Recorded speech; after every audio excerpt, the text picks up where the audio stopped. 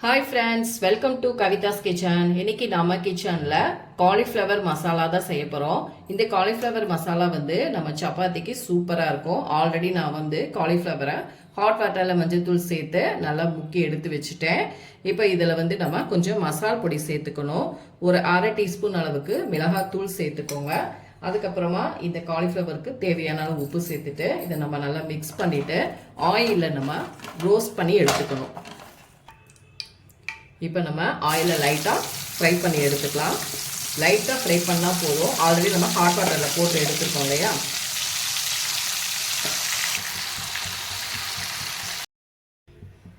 Cauliflower fry பண்ண அதே பேனில் ஒரு 3 டீஸ்பூன் குக்கிங் ஆயில் சேர்த்துட்டு நம்ம ஸ்பைசஸ் சேர்த்துக்கலாம். ஒரு பிரியாணி இலை, ஒரு 3 கிராம்பு சேர்த்துக்கோங்க, ஒரு ஏலக்காய் சேர்த்துக்கோங்க, பட்டை ஒரு பீஸு, 1 டீஸ்பூன் சோம்பு. இப்போ இது கூடவே நம்ம ரஃபாக கட் பண்ண 2 பெரிய வெங்காயத்தையும் உள்ளே சேர்த்துட்டு நல்லா வதக்கிக்கலாம்.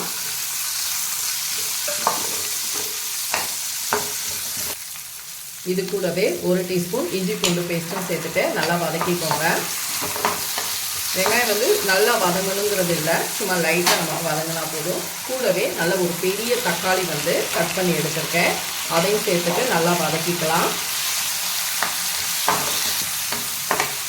ஃப்ரெண்ட்ஸ், இதை நான் ஸ்டவ் ஆஃப் பண்ணிட்டேன். இது நல்லா கூல் ஆனதுக்கப்புறம் மிக்ஸி ஜாரில் தண்ணி ஊற்றி ஒரு மசாலா அரைச்சிக்கலாம்.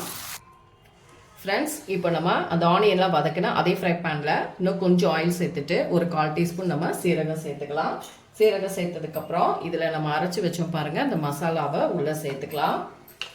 உள்ளே சேர்த்துட்டு நல்லா வதக்கிக்கோங்க.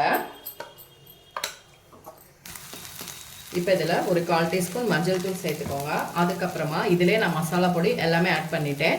1 டீஸ்பூன் மிளகாய் தூள், 2 teaspoon மல்லிப்பொடி, 1/2 teaspoon garam masala, 1/2 teaspoon வந்து நம்ம சீரகத்தூள் சேர்த்துட்டு எல்லாத்தையும் நல்லா வதக்கிக்கணும். இப்போ இதில் வந்து நான் மசாலா அரைச்ச அந்த ஜார்லேயே வந்து தண்ணி அலசி வச்சுருக்கேன். அந்த தண்ணி இதில் நம்ம சேர்த்துட்டு நல்லா வதக்கிக்கலாம். இப்போ இந்த மசாலுக்கு தேவையான அளவு நம்ம உப்பு சேர்த்துக்கலாம். ஆல்ரெடி காலிஃப்ளவரில் உப்பு சேர்த்துருந்தோம் இல்லையா பெரட்டும் போது, அதனால கொஞ்சமாக உப்பு சேர்த்துக்கலாம். இப்போ இது நல்லா கொதிச்சு வரணும். இது கொதிச்சு வந்ததுக்கப்புறம் நம்ம ஃப்ரை பண்ணி வச்சுருந்த காலிஃப்ளவர் சேர்த்துக்கலாம். இப்போ நம்ம காலிஃப்ளவரை உள்ளே சேர்த்துக்கலாம். சேர்த்துட்டு இதை வந்து நல்லா மூடி போட்டு நம்ம குக் பண்ணி எடுத்துக்கலாம். நல்ல ஒரு அருமையான ஷைடிஷாக நம்ம இதை ட்ரை பண்ணலாம்.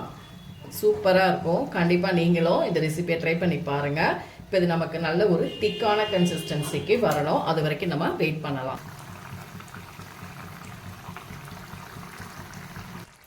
ஃப்ரெண்ட்ஸ், நமக்கு காலிஃப்ளவர் நல்லாவே சூப்பராக ரெடி ஆயிடுச்சு. இப்போ இதில் நான் 1 டீஸ்பூன் அளவுக்கு கசூரி மேத்தி சேர்த்துருக்கேன். கூடவே பொடியாக நறுக்கின கொத்தமல்லி இலை எல்லாத்தையும் சேர்த்துட்டு நல்லா மிக்ஸ் பண்ணிவிட்டு ஸ்டவ் ஆஃப் பண்ணிடலாம். அவ்வளோதான், நமக்கு சூப்பராக காலிஃப்ளவர் கிரேவி ரெடி ஆயிடுச்சு.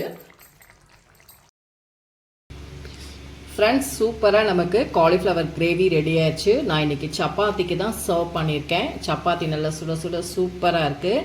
அப்படியே சப்பாத்தியை பிச்சு அப்படியே இந்த கிரேவிக்குள்ளே டிப் பண்ணி ஒரு காலிஃப்ளவரோடு சாப்பிட்டா செம்மையாக இருக்கும். கண்டிப்பாக நீங்களும் இந்த ரெசிபியை ட்ரை பண்ணி பாருங்கள். இந்த வீடியோ பிடிச்சிருந்தால் லைக் அண்ட் ஷேர் பண்ணுங்கள். மறக்காமல் கவிதாஸ் கிச்சனுக்கு சப்ஸ்கிரைப் பண்ணிக்கோங்க. கூடவே பெல் பட்டனை கிளிக் பண்ணுங்கள். அப்போ தான் நம்மளோட வீடியோஸ் எல்லாமே உங்கள் நோட்டிஃபிகேஷனுக்கு வரும். அடுத்த வீடியோவில் உங்களை சந்திக்கிறேன். தேங்க்யூ.